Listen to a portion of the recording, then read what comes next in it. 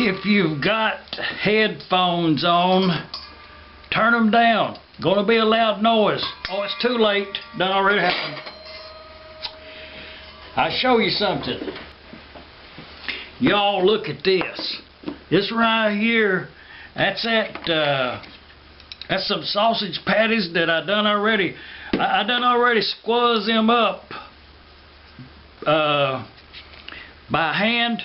It was that sausage that they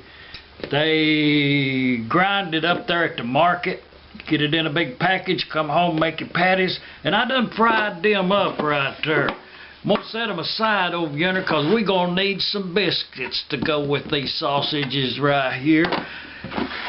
Buttermilk, homemade, country style biscuits. Let's get it done. Did I mention these sausages that I've got here? Oh, them's gonna be good. Let's get on with them biscuits.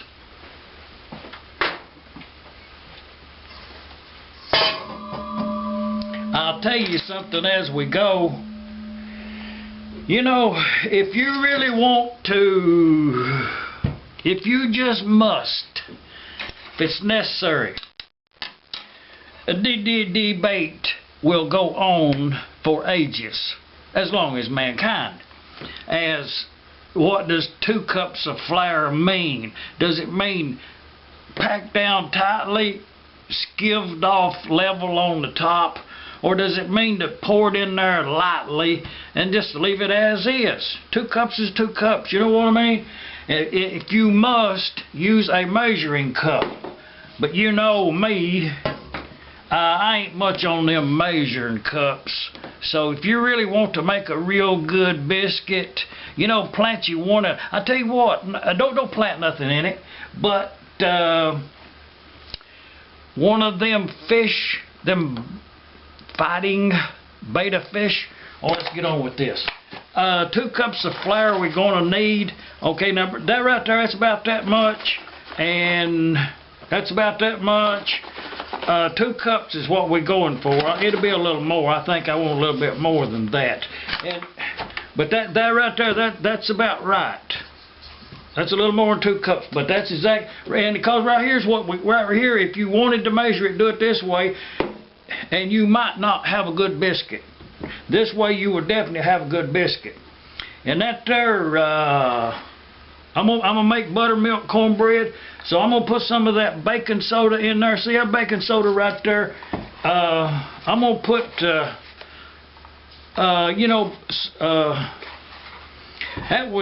that's not enough. About 4 good pinches like that in some. If you're gonna only do that if you're gonna make buttermilk is what I'm going to put in there. And I got some in this jar right here. And you know, for 2 cups of flour, I think you're supposed to have 3/4 of a cup of buttermilk, and then you're supposed to put 2 spoons of 2 spoons of buttermilk is supposed to make a difference in this. But you know, I say just go ahead and pour in what would be about 3/4 of a cup. I mean, we can adjust it later if you want to.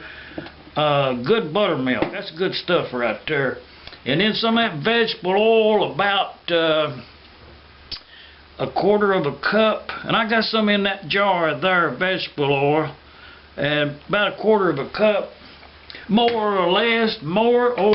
Don't trouble yourself with the technicalities when it comes to good southern country style El Cheapo even homemade biscuits. Y'all watch that. See how it's coming together? And I'm just using a spoon.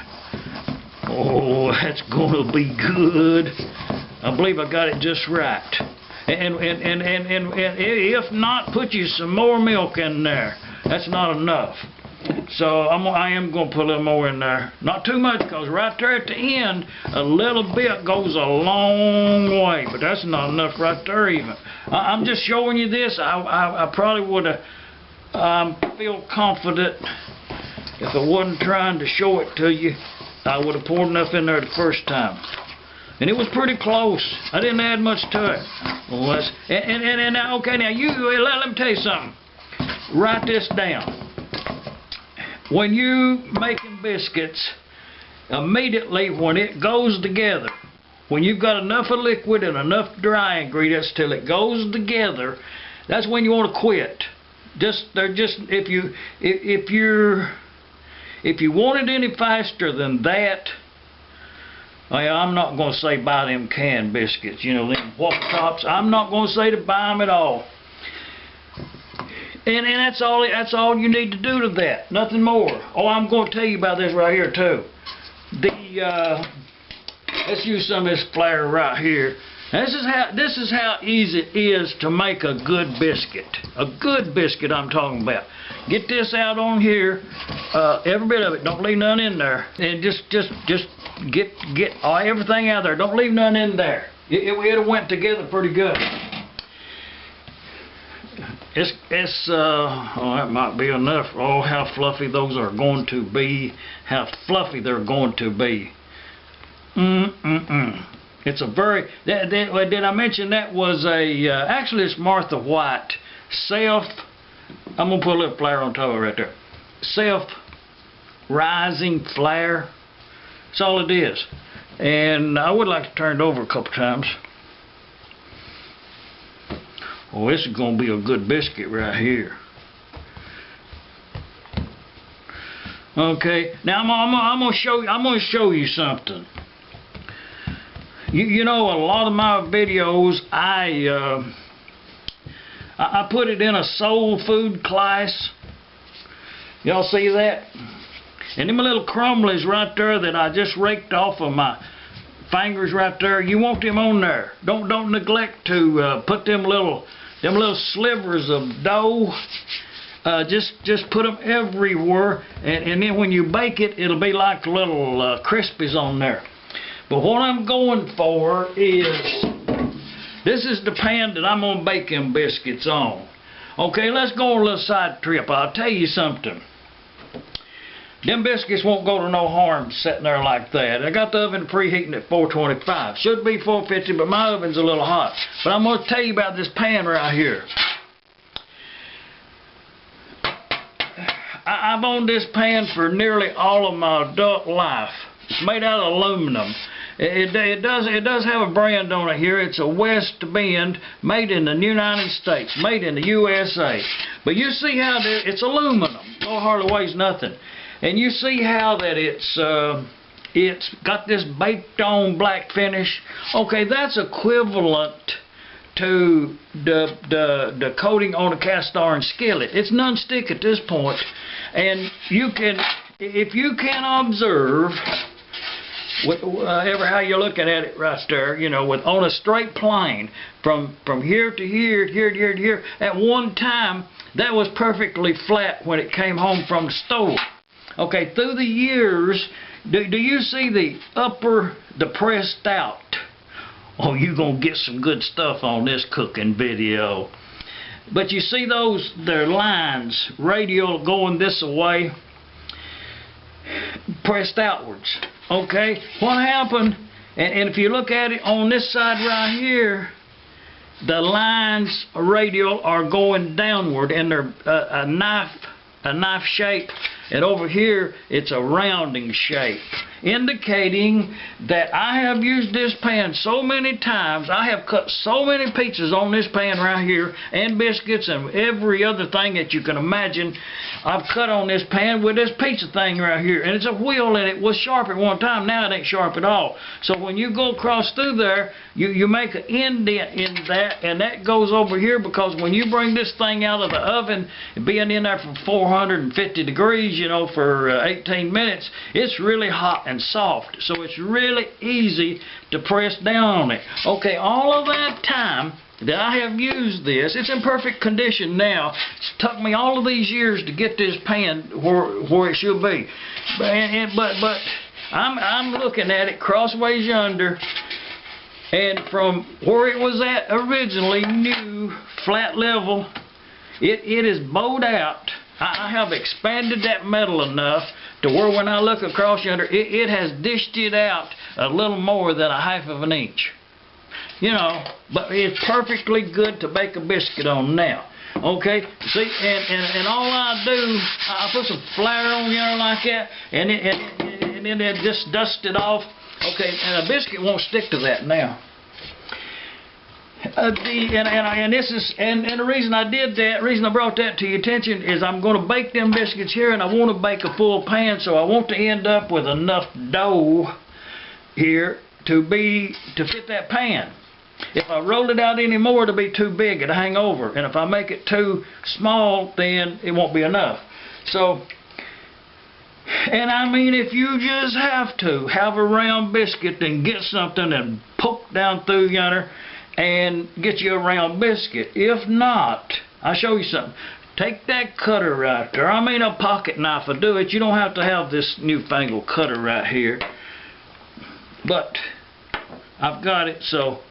And these right here are approximately, I'm not going to give you no metric measurements or nothing like that. I'm not going to go to that extreme by no means. But they're about I'm going to say 2 1/4 inches square. And what you want to do is to get them up and get them on this pan in a relationship to where they're laying here on this board here, sideboard, and you want to get them up there. Oh, that's going to be a good one right there. And these is quite fluffy. Surprising to me how fluffy they are. That's going to be a good biscuit. I may have exceeded my. Well, I've baked a lot of biscuits. You know what I mean. I've got some experience when it comes to biscuits. I can bake you a biscuit. I mean, as this right here will prove out to be a fact, I'm pretty sure. And if you know, I mean, you can watch a video on the YouTube about 2 minutes how to bake a biscuit. And you can watch a video on YouTube about a crock pot. You know, you put your veggies in there in the morning time and you go to work, and then when you come home in the evening right there, you got something to eat. You know, you have that option. But you know what I mean, if you're that frame of mind, you're never going to experience a pan of biscuits like this right here. And that's a perfect. Oh, let's bake them. I got the oven heated. I'm going to repeat it again. 425. That oven's heating at 425. I'm going to put these in there about maybe 10 minutes, and then possibly I'll take them out and turn each one of them over and put them back in there for a few more minutes. Or we'll just look at them when we get them out of there. You know, that pizza pan's 30 or 40 years old, and it's still good. Functions perfectly. And so this, I don't think this is that old. I mean, it's quite old. It's like I say, it's old enough to where it has wore that out, and that's stainless steel. But I think it's probably worn that pan because it's got some rust on it. But that's not the point. It's just, you know, if you've got an item in your kitchen, whatever it is, and let's say that you got a butter dish. Okay, it wouldn't be out of line to put a little jam or jelly on one half of it. You know, it's a butter dish. You put your butter on there and you put it in the refrigerator. So let's say that you had a small amount of butter left, very small amount, and you wanted to have butter and jelly on toast. So you prepared some toast, brought it out, and you was going to go out on the veranda. If you was going to go out there on the stoop and enjoy butter and jelly and toast and a cuppa. It wouldn't be out of line to just spoon you out a couple of spoons of jelly onto a butter dish. It would function as a jelly dish at that point. So, you know, if you've got a pizza cutter and you need to cut something, I guess what I'm trying to say is, you know, go ahead and make you some biscuits, and You know, today this is a biscuit cutter. I bet you ain't got one of them, have you? Biscuit cutter. Alright. Y'all hear all that sizzling going on over there on the side? I'll show you what it is.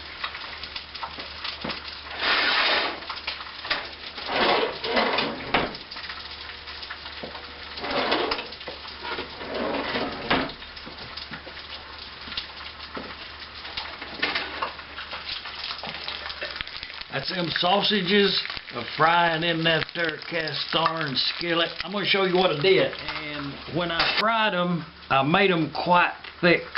Really, really thick. And then what I done is I took that sharp knife and run right down through yonder and made two. I sliced them apart and made two out of every one of them. And they're a little more than 1/4 of an inch thick. And that's perfectly for a biscuit and sausage. And I'll show you.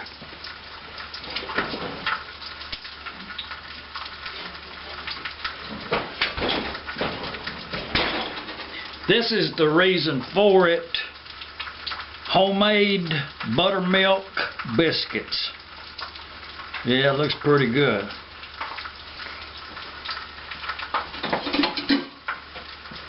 I think we should set them down. That's a pretty good looking biscuit right there.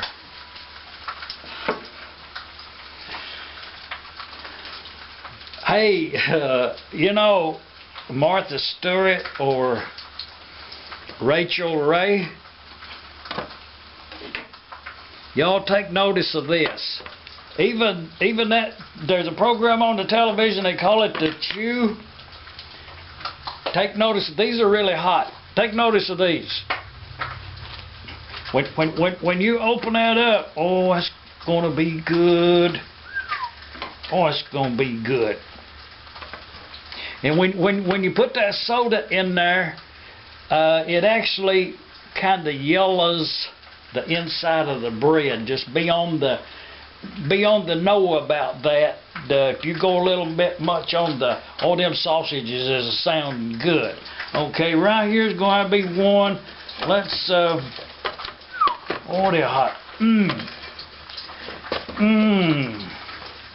I wish y'all could smell these. Let's just get us about 4 of them. I think 2 each. You know, 2 each is a plenty. And I think we're going to have coffee on the side. Oh, it's going to be good. And they are baked all the way through, quite fluffy. I hope the camera light is really good. I'll show you.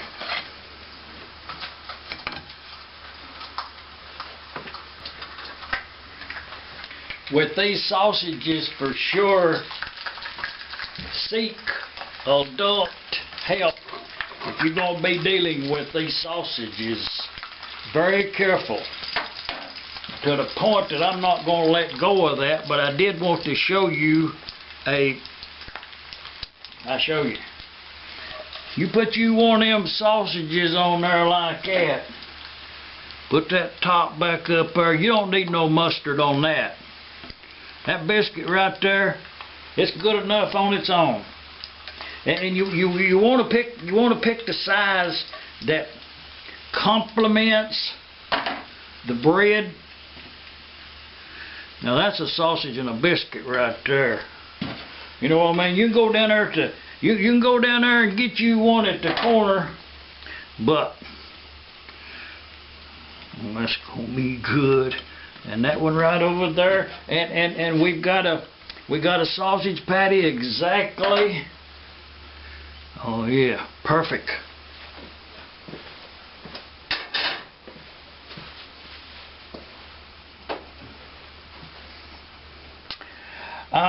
Yes, I think that today we are going to. I think we're going to have coffee.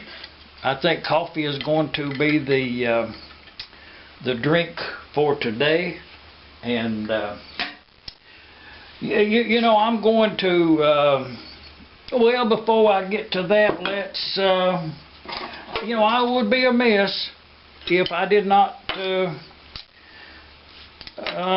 let's taste one of them. Oh, it's gonna be good.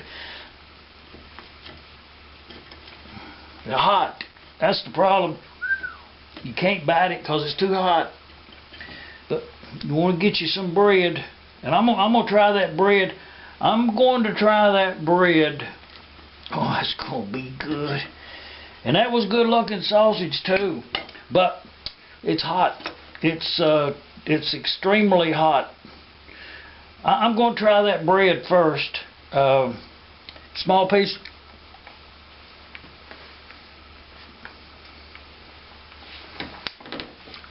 You know what? That's pretty good. You don't need no sausage. Just make you a biscuit.